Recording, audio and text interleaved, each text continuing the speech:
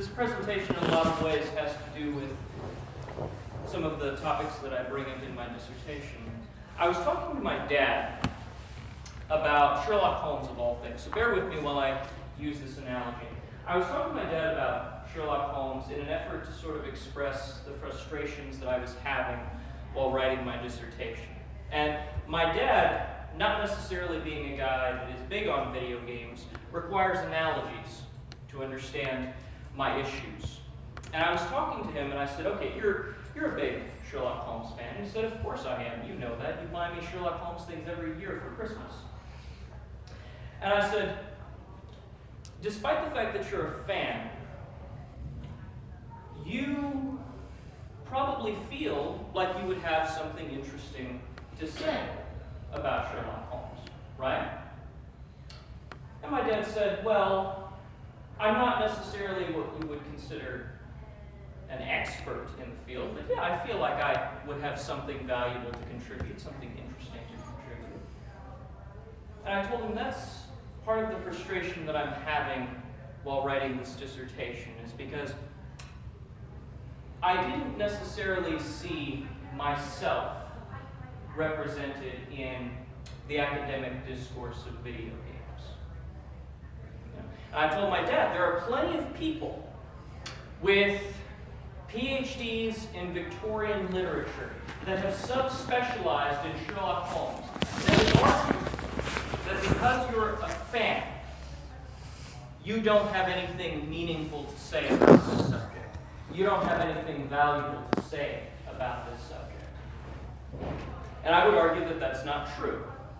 Which leads me to my presentation, Gamer Literacy and its Impact on Video Game Rhetoric. Next, please. Today I want to examine three key issues that I think are very, very valuable for video game rhetoric today. And I'm using a very broad term because a lot of what I'm talking about is very broad. A lot of the field is very undefined, as we've heard, as we've discussed today. We need to have certain conversations. So the first thing that I want to talk about is, what are gamers and what is gaming literacy? What does this term that I'm using mean for video game rhetoric as practiced by academics? The second question, what is the state of relations between gamers and academics? And how does this relationship impact the future of video game rhetoric? And three, looking forward, what are the potential benefits to studying gamer literacy as the medium of video games continues to evolve? How does gamer literacy help rather than hinder video game rhetoric? Next slide, please.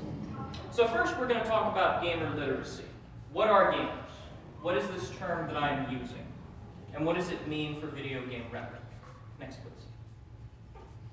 So gamer literacy is a term of my own design. It exists, I don't think that there's a single... It exists in numerous other studies in different ways, in different shapes, but this is my definition for it. And it refers to the literacy practices earned within the gamer discourse community. And this literacy bears resemblances to literacies reported by Cynthia Self in Computer Gaming as Literacy. In her study, Self reviewed the literacy practices of a 13-year-old gamer named Josh, who plays Counter-Strike Global Offense, which highlighted the literacy practices he earned within his own discourse community.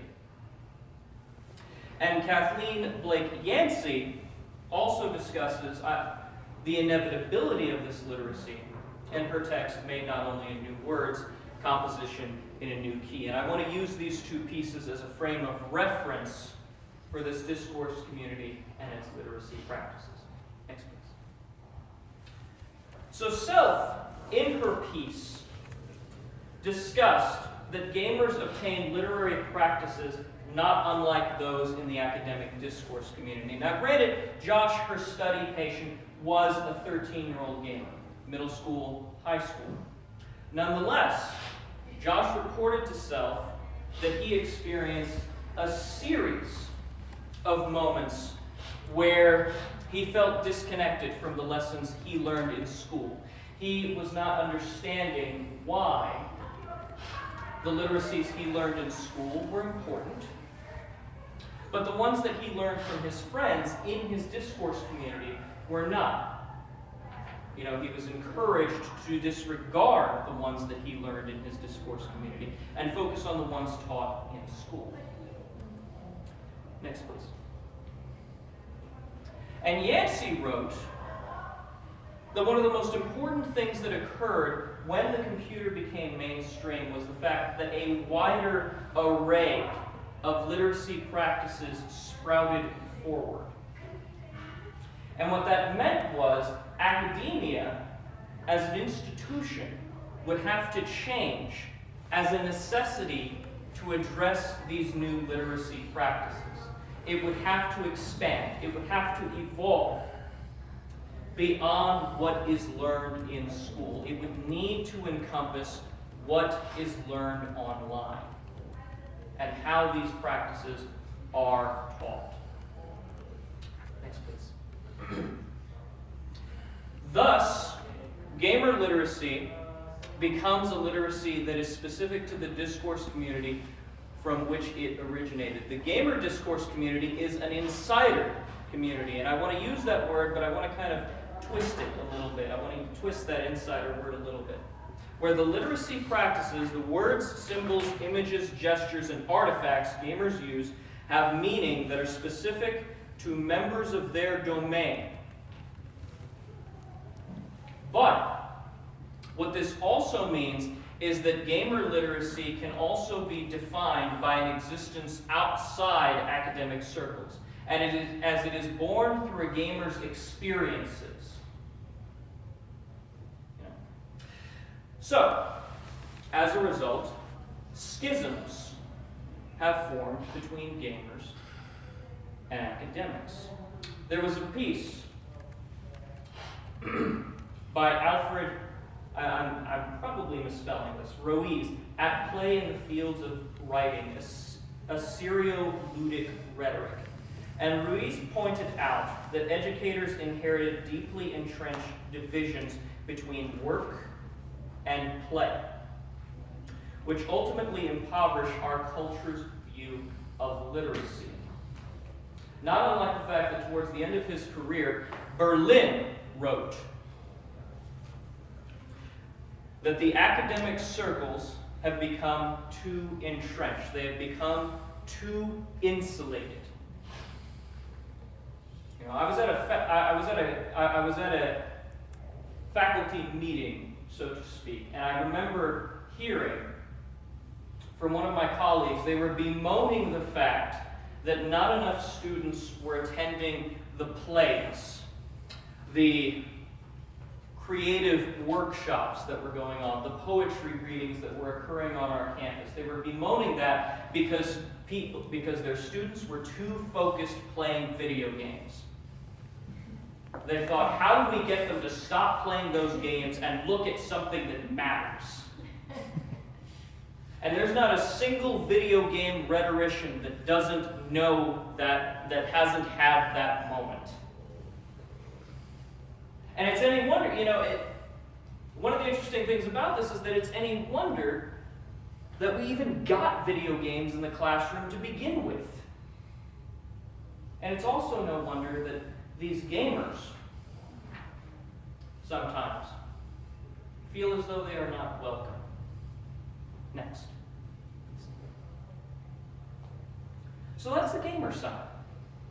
That's the issue as it exists from gamers. I can completely understand that. I can completely accept that rationale. You form this literacy, it's outside of academia, and academia doesn't particularly care for that literacy to begin with. But here's the thing. Here's the most important thing about this. It is not a one-way street. And gamers are in no way blameless for this situation. Next, please. Now, could academia be more open to gamers? Sure. But as we saw in GamerGate, we know full well that this is not just about academics saying, we don't want to play video games. There are plenty of us that are here today, that are talking, that are interested in video games. Next, please. Now, GamerGate, I'm going to briefly summarize this, because the very, very long history of GamerGate is entirely too lengthy to be contained to this one presentation. But GamerGate was a social movement within gamer discourse communities, which is still going on today. However, while many academics are becoming more aware of it now, at its height, it was a virtually unknown phenomenon, despite being the most significant event in the gamer discourse community for some time. I know this because I gave a presentation about it at this conference in 2015, and no one knew what I was talking about. The term GamerGate was coined by actor Adam Baldwin, and it began with the Zoe post in 2014, written by Eran Gianni. The post, it's very superficial. It's about Gianni's failed relationship with a developer named Zoe Quinn. But from that post, there was a significant surge of criticism within the gamer discourse community on the subjects of video game journalism ethics and diversity within the video game community. Suddenly, efforts to increase the diversity of this community were viewed as inappropriate. They were viewed as trying to facilitate the needs of social justice warriors. People wanted to return to the purity of video games, so to speak. And we've seen many examples of this movement throughout history. When women first broke into publishing and writing and thinking. We always see this when the boys' club gets invaded. Next, please. But a byproduct of GamerGate was rampant mistrust in academics invading the discourse community, because they were perceived to be associated with political correctness and change. And nowhere can this be seen more prominently than the video series I highly recommended, Anita Sarkeesian's Tropes versus Women in Video Games. The vitriol, the violence that ensued following efforts in GamerGate to expand the diversity and scope of what could be a video game resulted in death threats, public speaking cancellations, any number of YouTube videos nitpicking and criticizing every tiny thing, because this is an insider community. Now, the gamer discourse community is an insider community, that's true, and it's important that I note that these viewpoints represent merely a vocal minority. But the loudest people are often the people that are heard the most, which means that this has impacted the image of gamers in today's society substantially. Next, please. And here's how it works. It's super simple. An academic interjects theory into the gamer discourse community. The community, hostile towards outsiders, nitpicks that argument. Perhaps they referenced the wrong character. Perhaps they took a scene out of context, or they didn't put enough detail into what was happening. The theory becomes discounted. It is used as further evidence of media's bias against gamers. Then, the gamer discourse community becomes further insulated, making it harder to bridge gaps between gamers and academics. But here's the thing. This process doesn't need to continue. It doesn't. And my desire to use the literacies of both discourse communities simultaneously will result in stronger, more complete analyses of video games. So, next slide, please. Let me give you an example here. I read this article several years ago, and it's always stuck in my mind as a really good example of an article that would have benefited from gamer literacies. Mia Consalvo's Hot Dates and Fairy Tale Romance, Studying Sexuality in Video Games. And I know that it would benefit because my suggestions for this text come from my experiences as a gamer. And I don't have time to go through the entirety of it, but there are some points that I would like to bring up that represent issues that academia can sometimes have. The first issue being the author presumes the presence of a heterosexual male player. Now, we might make the argument that game publishers and game developers presume this presence. Absolutely. But as academics, we know that that does not necessarily need to be the presumed presence. Another issue is that the text attempts to use Western psychology to understand Japanese standards of aesthetics. So there's a brief part in this article where the author discusses Final Fantasy IX, and specifically the aesthetics of the male character, who is very, very attractive, so to speak. Specifically, almost androgynous looking, one might say. And the author uses this visual to suggest that this represents, and the player's attachment to this character represents a suppressed homosocial desire. But a Google search will tell you that Japan just likes androgyny, going back to the 1970s, going back to glam rock, and the Bishonen archetype. And this is really just me nitpicking, the text confuses the characters of Princess Zelda and Pauline from Donkey Kong, which, granted, does not seem like it's as big of a deal. But let me ask you something. Would you confuse Macbeth or King Lear? Depends on how you sleep at night. Fair enough. Next, please. Crazy with you, crazy with you. And we don't have to fight. That's the thing. This deconstruction of Consalvo's text, superficial as it is, showcases that there is opportunity for expansion, for development, for revisement. And luckily, it does appear that the vocal minority of GamerGate is going to subside. There are plenty of forums, such as NeoGAF. I love NeoGAF, that point to a discourse community that wants to evolve and be taken seriously. But doors need to be opened from both sides for us to meet. Next, please. So looking forward, what are the potential benefits to gamer literacy as the medium of video games continues to evolve? How does gamer literacy help rather than hinder video game rhetoric? And for this section, I'm going to get very technical because sometimes I don't like to study narratology or ludology. I like platform studies, hardware, technical details, and this is where gamer literacy genuinely outshines academia. Next, please. So reconciliation is still a long ways to go, but let me leave you with a suggestion here, a point of reference. The speedrunning community is an excellent subsection of the video game discourse community.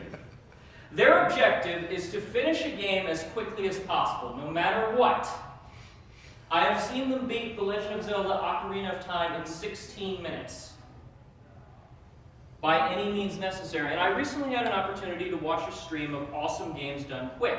And I viewed a presentation of The Legend of Zelda Ocarina of Time 3D. And I want to describe briefly, because this can be very technical and we are short on time, how this works. Next, please.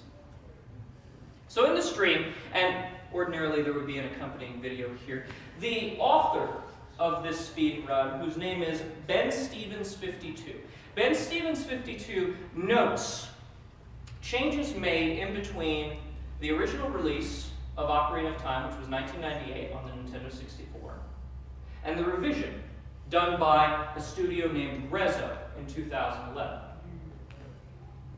And he notes that Grezzo falsely claims to have remade the game from the ground up. They built the game brand new, but they left all the little glitches and things like that inside there for players to enjoy. But they've taken apart the game, they've studied the game, they reviewed that was false.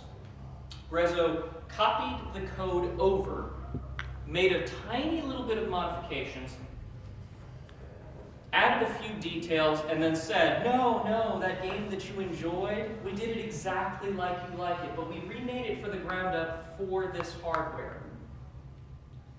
And where this comes into play, and where it's really, really interesting, is because the changes that Grezzo made to the game, specifically to the way in which a boss rush mode, which didn't exist in the original version, but does in this new one, because that boss rush mode is brand new and it's brand new code, it can be manipulated to access a specific section of the game you're not allowed to be in, which grants you access to all the items and equipment in the game. And it wouldn't be possible if we didn't have that knowledge that Grezzo copied the code over and then overwrote some new stuff that messed up the game even more that allows them to beat it faster. Next, please. Now, the speedrunning community offers us a tantalizing glimpse of what could be for the future of video game rhetoric.